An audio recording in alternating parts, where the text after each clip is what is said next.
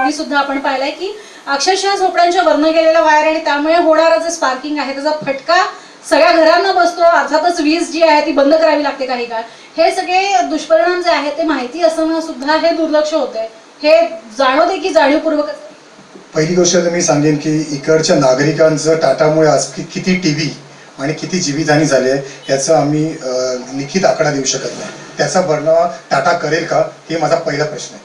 त्याचबरोबर एवढं असताना पण लोक एकत्र येऊन त्यांना सपोर्ट करून ही जागा वाचवून जी कमी मैदानं वाचलेली आहेत त्या मैदाना वाचवायचा त्यापैकी एक मैदान आहे पैसम सागरचं, जिथे स्लम आणि मिडल क्लास सोसायटीचं एक चांगलं सांस्कृतिक केंद्र इथे उभं राहतं. प्रत्येक कार्यक्रम होतो. त्यामुळे या कार्यक्रमापासून तो लोकांना लांब घेऊन जाण्याचा हा डाव आहे का असं माझं थेट आरोप आहे टाटावर. त्याचबरोबर माझं म्हणणं आहे की कमिशनर अजय मेहता यांना की तुम्ही जी 40 मैदानं पास केली आहे त्याच्यामध्ये हे मैदान आहे का?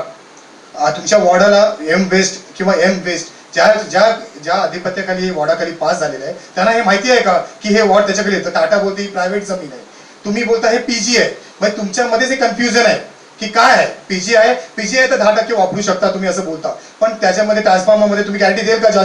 जीवितहानी देणाऱ्याला प्रत्येकाला तुम्ही 25 लाख रुपये द्यायला तयार आहात का पर हेड? मुळात हे कन्फ्युजन आहे. पीजी आहे की जमीन नेमकी कोणाची आहे हे कन्फ्युजन यापूर्वीही असेल. यापूर्वी सुद्धा अशा पद्धतीचे काही वक्तव्य समोर आली असतील की ज्यामुळे अजूनही कळत नाहीये की नेमकं काय आहे आणि त्याचा फटका जो आहे तो स्थानिकांना बसतोय. असं झालेलं आहे. नाही, ते हे पीजी आहे, ते याच्या PR कार्ड आमच्याकडे आहे आणि हे टोटल पीजी आहे. याच्यामध्ये टाटाच्या कुठला पण हक्क नाही. हे प्लेग्राऊंड आहे. प्लेग्राऊंडच्या हिशोबाने TP प्लॅन मध्ये पण आहे.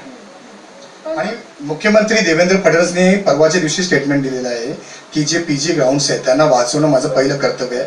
कारण मुंबई हे शहर मी सांस्कृतिक आणि व्यवस्थित ग्रीनरीचं शहर बनवू इच्छितो आणि त्यांनी CCTV कॅमेरे लावायचं काम केलं आहे. तर हे CCTV कॅमेरा जर तिथे एक चांगलं काम होऊ शकतं तर मुख्यमंत्री फडणवीस साहेबांना माझं आव्हान आहे की तुम्ही या मॅटरमध्ये लक्ष देऊन, कारण टाटा ही मोठी कॉर्पोरेट कंपनी आहे, आम्ही त्यांच्यासमोर खूप छोटे आहोत, तर त्यांच्यासमोर तुम्ही आव्हान देऊन या जनतेसाठी उभे राहणार आहात का? कारण मुख्यमंत्र्यांचे कर्तव्य आहे की अजय मेहता कमिशनर जे आहेत त्यांनी यापूर्वी 2 मैदानांना न्याय दिलेला आहे. त्यामुळे मी या आशानगरचं जे मैदान आहे पेसम सागर ते अजय मेहताला आव्हान करतो. कारण अजय मेहता यांचं जे कॅरेक्टर आहे ते एक न्यायप्रिय व्यक्ती म्हणून फेमस आहेत. माझं त्यांना म्हणणं आहे की टाटाने हा जो खोटेपणाचा आव आणून तुम्हाला 10% लालच देऊन ती जागा ज्या अधिपत्याखाली आणि पेपराखाली पास करून घेतली त्याच्यासाठी आम्हाला टाटाने 6 महिन्यापूर्वी सांगितलेलं की आम्ही मीटिंग घेऊन तुम्हाला जे पण डेव्हलपमेंट करू. आमचं म्हणणं आम्ही हे ग्राउंड डेव्हलप करायला तयार आहे ना. आमचे आमदार सक्षम आहेत, आमचे नगरसेवक सक्षम आहेत, आमचे सगळे इकडचे लोकप्रतिनिधी सक्षम आहेत. मग त्यांना काय त्यांच्या फंडातून तुम्ही डेव्हलप करून देत? जर तुम्हाला डेव्हलपमेंटच पाहिजे आहे ना तर तिकडे कन्स्ट्रक्शन ट्रान्सफॉर्मर अशा गोष्टी का सिमेंटीकरण तुम्ही आणू इच्छिता तिकडे? कारण सिमेंटीकरण आलं याचा अर्थ पुढच्या काही इकडे बिल्डिंगचे टॉवर्स उभे राहू शकतात. कारण हा जर ट्रान्सफॉर्मर हा 10% आहे त्याच्यानंतर पीजी या ग्राउंडनुसार जर 10% गेला त्याच्यानंतर तो 30%वर आणू शकतो आपण, असा कोर्टाचा नियम आहे. तर कोर्टाचा 30% आला तर ऑलरेडी हे 45% ग्राउंड आहे, तर त्याच्यामध्ये 10% कशी देऊ शकतात? हा माझा अजय मेहताजींना प्रश्न आहे कमिशनर. आणि विनंती आहे अजय मेहताला की ही ग्राउंड पर बाकी सगळे 40 ग्राउंड जे डिक्लेअर केल्यात त्यांनी ही ग्राउंड पर मेहरबानी करून डिक्लेअर करून पुढे जाऊन कुठे तकलीफ पडत नाही येणार. तरी मला विनंती आहे अजय मेहताला की ही ग्राउंड पर डिक्लेअर करायला की पब्लिक प्लेग्राउंड करून प्लीज मला रिक्वेस्ट आहे. तुम्ही किती वर्षापासून पाहिलंय की किमान मैदान वाचवण्यासाठी